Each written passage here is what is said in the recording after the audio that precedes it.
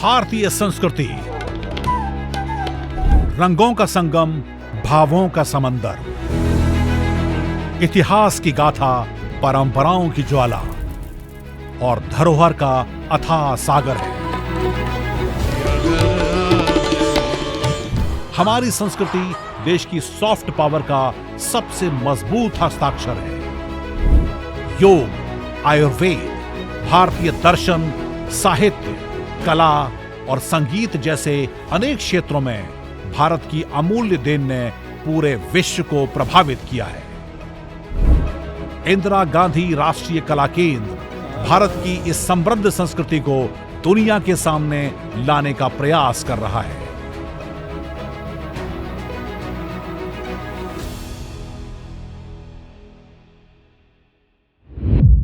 नमस्कार, स्वागत है आप सभी का हमारी खास प्रस्तुति संस्कृति संवाद में। इसमें हम आपको लेकर चलते हैं एक ऐसी सांस्कृतिक यात्रा पर जहां पर आप रूबरू होते हैं भारतीय परंपराओं से, धरोहर से, इतिहास से, त्योहारों की रौनक से और भारतीय भूमि की विविधता भरी संस्कृति से। यहाँ की हर परंपरा में छुपा हुआ है एक आख्यान और हर आख्यान में है एक अनमोल सीख। भारतीय संस्कृति बहती हुई नदी के समान है जो सदैव प्रवाहमान है, जो मनुष्यता को सींचती है और श्रेष्ठ परंपराओं को सहजता से अपनाती हुए चलती है।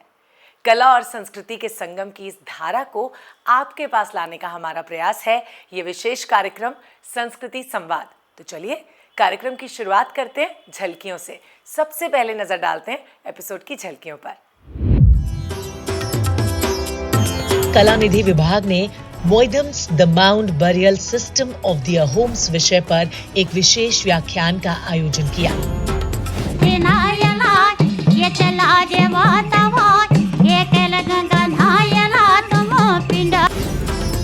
भारत की संस्कृति हजारों वर्षों से लोकतांत्रिक लोकाचार की विरासत को संरक्षित किए हुए है। बेगम अख्तर, नूरजहान, ये सब तो बड़े गुलाम अली खान सबको सुनती थी। हट्टे केरे जो अपनी सुंदर झील, हरी भरी सड़कें, झरने और सुंदर पहाड़ों से ढका हुआ गांव है।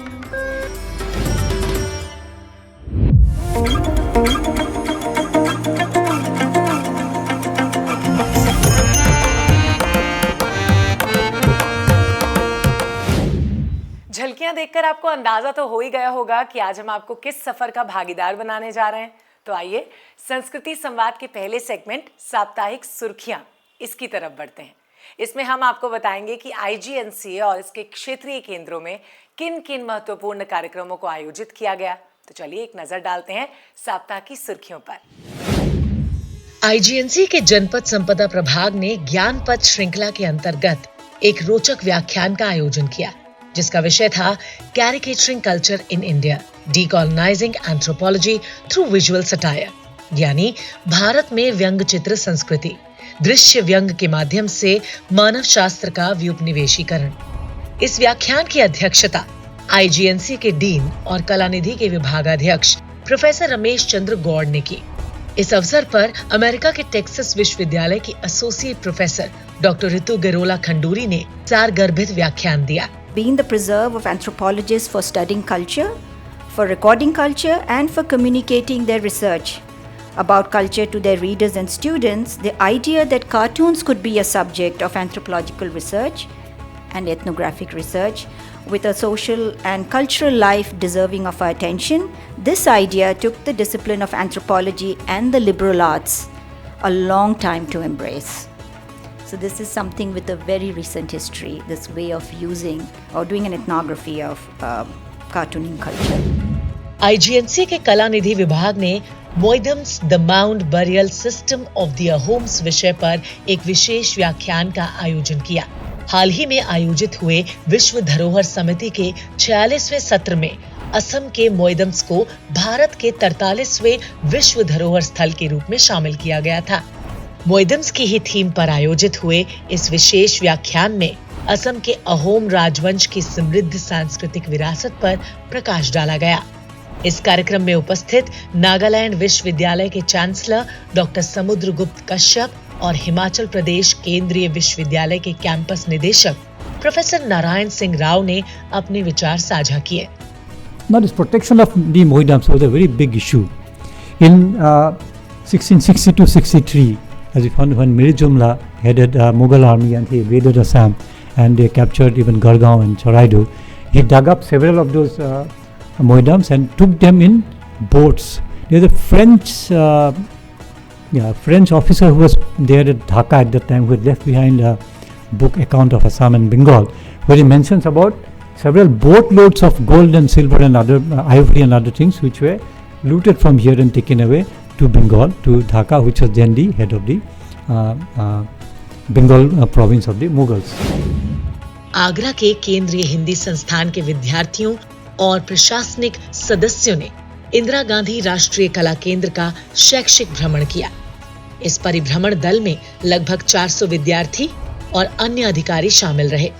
इस दौरान उन्होंने केंद्र द्वारा किए जा रहे कला और संस्कृति संरक्षण कार्यों की जानकारी प्राप्त की। विद्यार्थियों ने लघु फिल्म के माध्यम से केंद्र की गतिविधियों का अवलोकन किया। इस शैक्षिक भ्रमण ने विद्यार्थियों को भारतीय कला, संस्कृति और धरोहर के महत्व को बारीकी से समझने का अवसर प्रदान किया। केंद्र का ये प्रयास विद्यार्थियों को कला और संस्कृति के प्रति जागरूक करने की दिशा में एक महत्वपूर्ण कदम साबित हुआ। आईजीएनसी के क्षेत्रीय केंद्र पुडुचेरी ने तीसरे विश्व तमिल विकास सम्मेलन का आयोजन किया। इस सम्मेलन का शीर्षक था तमिल साहित्य में सांस्कृतिक अभिलेख। इसका आयोजन तमिलनाडु के कुड्डालोर के Saint Thomas Arts and Science College में किया गया। इस सम्मेलन का उद्देश्य था तमिल साहित्य में विभिन्न सांस्कृतिक अभिलेखों की खोज करना। इस कार्यक्रम में विभिन्न विद्वानों ने अपने विचार साझा किए। 48 मिलियन से ज्यादा बोली जाने वाली तमिलनाडु की आधिकारिक भाषा Tamil Sri Lanka, Burma, Malaysia, Indonesia, पूर्वी और दक्षिण अफ्रीका के कुछ हिस्सों, हिंद महासागर और दक्षिण प्रशांत के विभिन्न द्वीपों में बोली जाती है। तो ये थी संस्कृति संवाद की सुर्खियां। अब बारी अगले सेगमेंट की, जिसमें बात होगी गीत संगीत की। आज हम आपको इसमें मिलवाने जा रहे हैं पद्मश्री से सम्मानित बसंती बिष्ट जी से, जिन्होंने उत्तराखंड के लोकगीत को राष्ट्रीय और अंतर्राष्ट्रीय स्तर पर प्रतिष्ठा दिलाई। इन्होंने अपने मधुर गायन और अनमोल गीतों से उत्तराखंड की लोक संस्कृति की धारा को न सिर्फ जीवंत रखा, बल्कि उसे एक नई पहचान भी दी। उनके गीतों में पहाड़ों की खुशबू, झरनों की कलकल और लोक जीवन की सरलता है।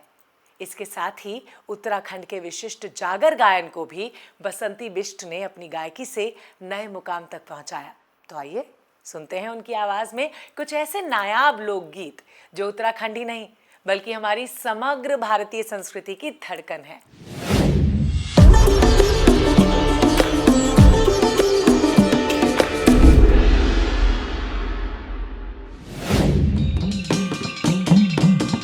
देवता वो भ्योजे जा ओरे भ्योजे या वह देवता वो भ्योजे जा ओरे भ्योजे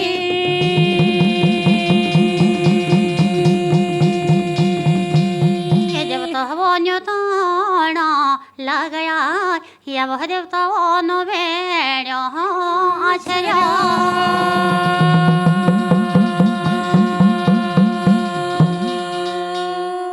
देवता वो हिमालो हिमालय रना तुम कैलाश कैलाश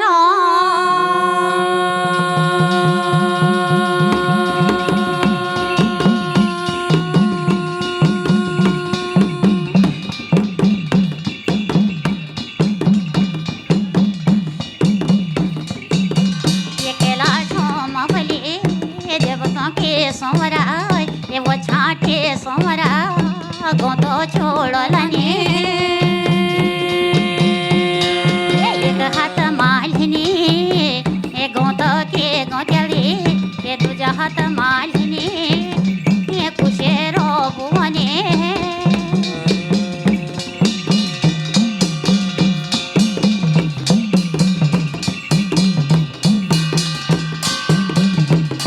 ये कर भूले सोमरा लिपोरे गछबो ये लक्ष्मी महला लिपोरे गछबो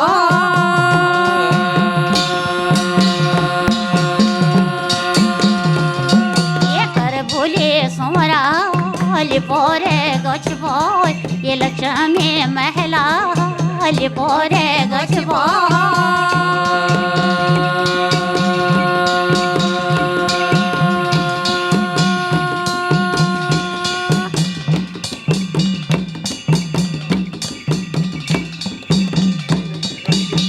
ये कर भूले समाया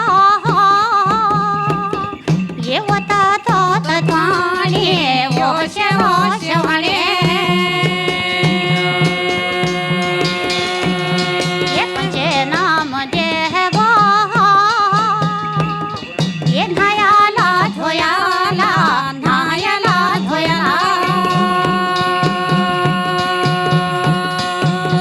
ये चला देवा तो हो ये गंगा जी नायाला देवता हो हरि का हरि द्वारा ये चला देवता हो ये धोली गंगा नायला तुम भगीरथी नायला ये चला देवता हो ये कैल गंगा नायला तुम पिंडर नायला ये चला देवता हो ये गोरी गंगा नायला देवता हो सरजू नायला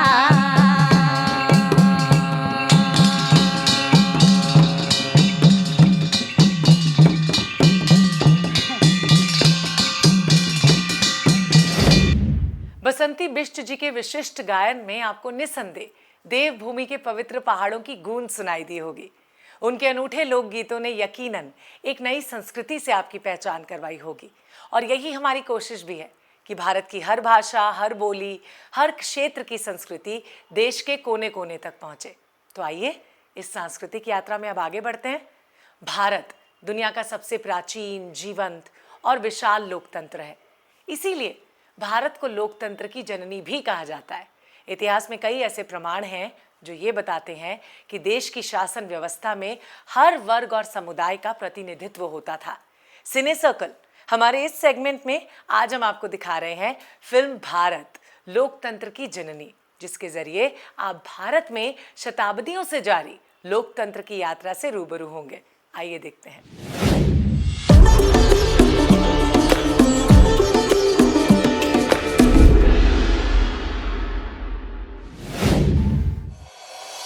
1947 में स्वतंत्रता के बाद प्रश्न उठा, क्या भारत में लोकतंत्र कार्य कर पाएगा? उन्हें यह नहीं पता था कि भारत की संस्कृति हजारों वर्षों से लोकतांत्रिक लोकाचार की विरासत को संरक्षित किए हुए है। लोकतंत्र अंतर्निहित मूल्यों के साथ जनता से प्राप्त शक्ति का प्रतीक है। स्वतंत्रता, समानता, स्वीकार्यता, सद्भाव, सेवा, समग्रता। संगच्छध्वं संवादध्वं संवो मनांसि जानताम्। एक साथ आएं, एक साथ वार्ता करें, मिलकर विचारों को एक मत करें। समिति समान हो, विचार समान हो।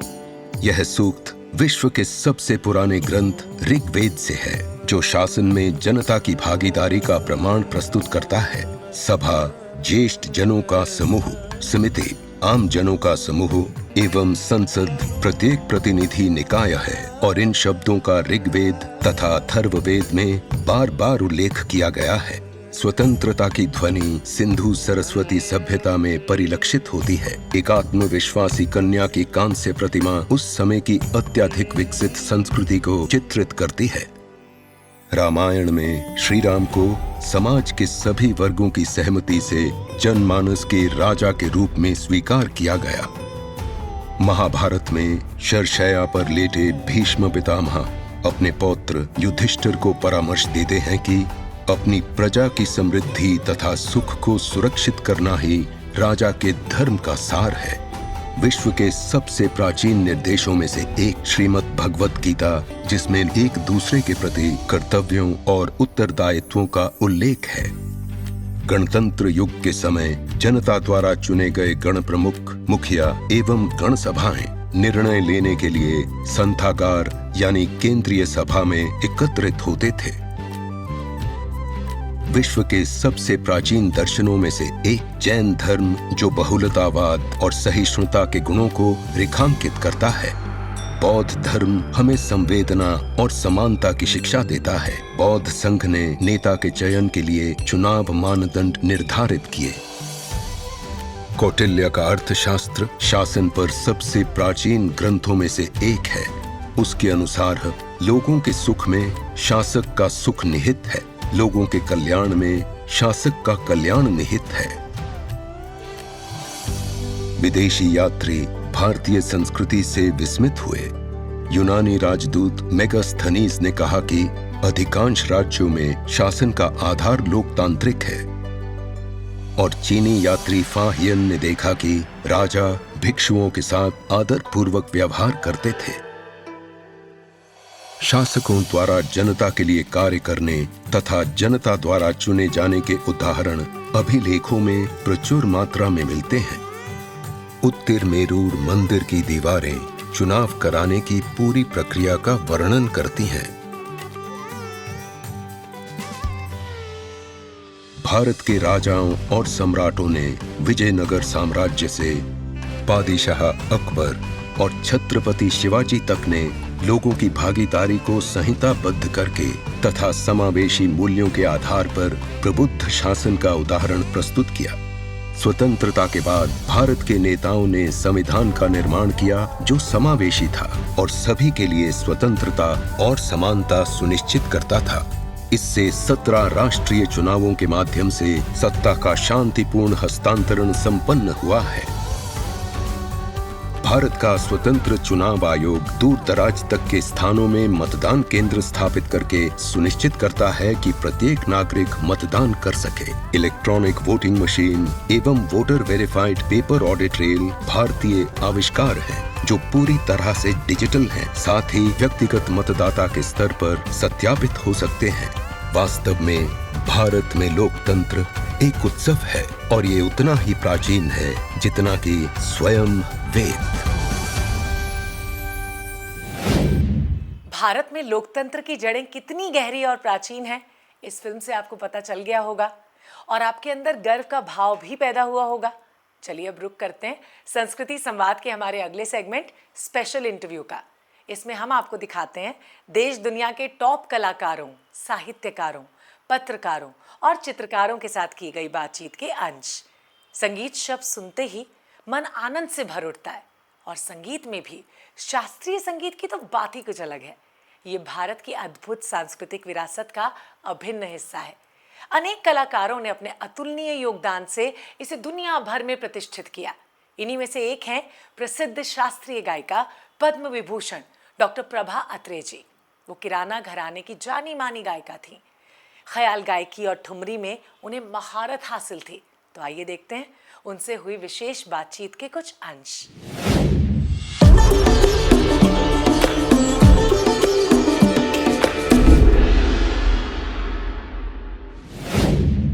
आपका ये जो करियर रहा है 60 साल का, इसके बारे में तो ये इस संगीत के क्षेत्र में आपकी एंट्री कैसी हुई, आप आई कैसे? मुझे भी आश्चर्य है कैसे यहाँ आई क्योंकि म्यूजिशियन के फैमिली से मैं नहीं हूँ। मुझे कोई संगीत का वारसा नहीं है। मेरे माँ और पिताजी दोनों एजुकेशन फील्ड में थे। पिताजी हेडमास्टर थे और माँ उसी स्कूल में शिक्षिका थी। वहाँ बहुत सारी एक्टिविटीज़ थी, तो हेडमास्टर की डॉटर होने के नाते हर एक्टिविटी में मुझे भाग लेना पड़ता था। तो उसमें एक संगीत भी था, तो जो कोई आता था, कभी कोई प्रोग्राम हुआ तो इस लड़की की आवाज़ अच्छी है, टैलेंट अच्छा है। हाँ, पिताजी बोलते थे अच्छी बात है, लेकिन एक इमीडिएट जो कारण हुआ वो ऐसा हुआ कि मेरी माँ की तबीयत ज़रा ठीक नहीं रहने लगी। वो बार बार अपनी बीमारी के बारे में सोचती रही। तो किसी ने कहा कि चलो इनको थोड़ा सा उनका मन कहीं और लगे तो अच्छा है, तो संगीत सिखाइए। तो उसके लिए पिताजी ने किसी हारमोनियम टीचर को बुलाया। एक 7-8 दिन वो सीखी, मैं उसके साथ बैठती थी। तो उसने कहा मुझे नहीं सीखना है। तो पिताजी ने कहा कि अभी 8 ही दिन हुए, उनको कैसे ना बोले, तुम सीखो। तो मैंने सीखना शुरू किया। तो वहाँ उनकी गायकी का मैंने अच्छे से अभ्यास किया और first time I started singing sargam. मेरे गाने में मैंने इंक्लूड किया वो एलिमेंट। आलाप तान तो सब गाते हैं, लेकिन सरगम फर्स्ट टाइम मैंने गाना शुरू किया क्योंकि मुझे उनका सरगम स्टाइल बहुत अच्छा लगा। मेरे ख्याल से मेरे अंदर एक कलाकार है, ऐसा मुझे लगता है, क्योंकि ठुमरी वगैरह जो है ना वो सीखने के बाद आती है ऐसा नहीं है, उसके लिए आपका टेम्परामेंट लगता है, वैसी वॉइस क्वालिटी लगती है। तो जब मैं सीखती थी हमारे घर में रेडियो था जी। मैं जब छोटी थी तो और कोई मतलब सोर्स ही नहीं था सुनने के लिए जी। महफिलें भी बहुत कम होती थी जी। तो रेडियो में सुनती थी और उसमें रोशनारा बेगम, बेगम अख्तर, नूरजहान, ये सबको, बड़े गुलाम अली खान, सबको सुनती थी। और वो ठुमरी उनकी मुझे बहुत अच्छी लगती है, वो स्टाइल उनका, तो सुन सुन के मैंने बहुत सारा उठा लिया था।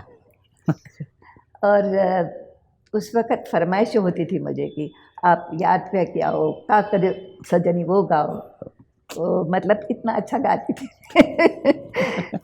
जब मुंबई आई, ट्रांसफ़र हो गई मेरी नागपुर से जी। तो वहाँ आने के बाद मेरे बहुत सारे प्रोग्राम होने लगे, पेपर में नाम आने लगा, फ़ोटो छपने लगी, तो कुछ लोगों को जेलसी हो गई। उन्होंने फिर बोला कि इसके रोज़ प्रोग्राम होते हैं, पेपर में नाम आया तो उसको बहुत पैसे मिलते हैं।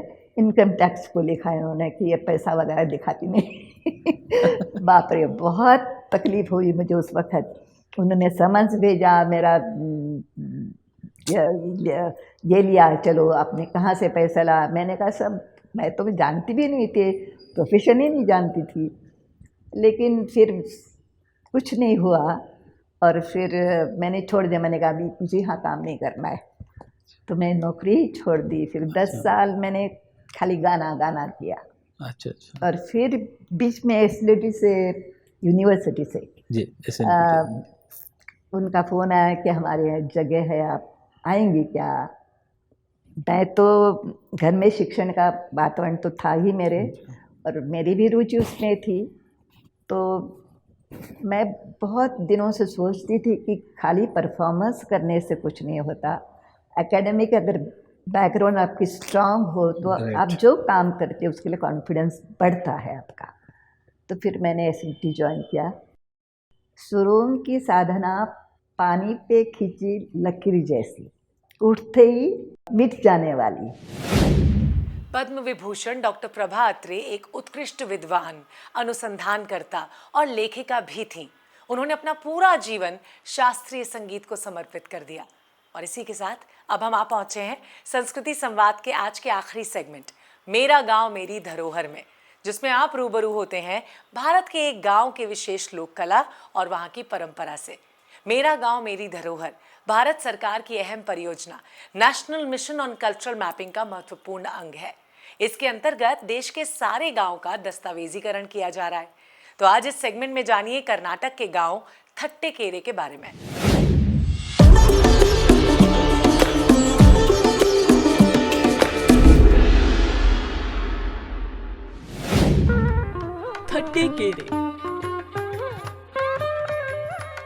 थट्टेकेरे जो अपनी सुंदर झील, हरी भरी सड़कें, झरने और सुंदर पहाड़ों से ढका हुआ गांव है। थत्ते का मतलब होता है प्लेट और केरे का मतलब होता है झील। कनकपुरा थट्टेकेरे का निकटतम शहर है। कनकपुरा से थट्टेकेरे तक सड़क संपर्क है। गांव सार्वजनिक बस सेवाओं से जुड़ा है और गांव के लिए निजी बस सेवाएं भी उपलब्ध हैं। शिक्षा दर की बात करें तो यहाँ एक स्कूल है और इस गांव के पास कुछ कॉलेजेस भी हैं। थट्टेकेरे गांव के पास आपको कुछ स्वास्थ्य केंद्र भी मिलेंगे। इस गांव में कच्ची पक्की सड़कें, बिजली, पानी, घरों की उचित व्यवस्था है। क्षेत्रों में मुख्य व्यवसाय रागी की खेती और रेशम के कीड़ों को पालना है। गांव में जरूरी सामान के लिए बाजार भी है। ये जगह प्रकृति प्रेमियों और फोटोग्राफर्स के लिए अच्छी जगह है।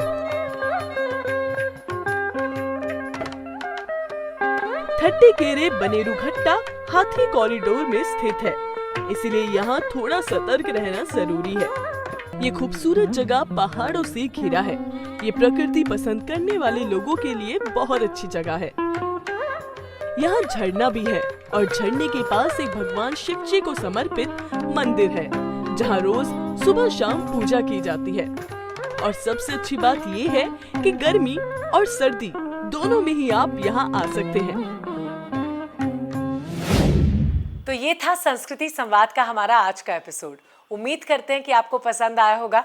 और हाँ, आपकी सजेशंस हमारे लिए इम्पोर्टेंट हैं, इसलिए आप अपने सुझाव हमारे साथ शेयर ज़रूर करें। हमारा ईमेल आईडी नीचे दिया हुआ है। आपसे फिर मुलाकात होगी IGNCA के स्पेशल प्रोग्राम संस्कृति संवाद के साथ, जो आपको रूबरू करवाता है भारत की विशाल संस्कृति से। फिलहाल मुझे इजाज़त दीजिए और आप सब अपना ख्याल रखिए। नमस्कार।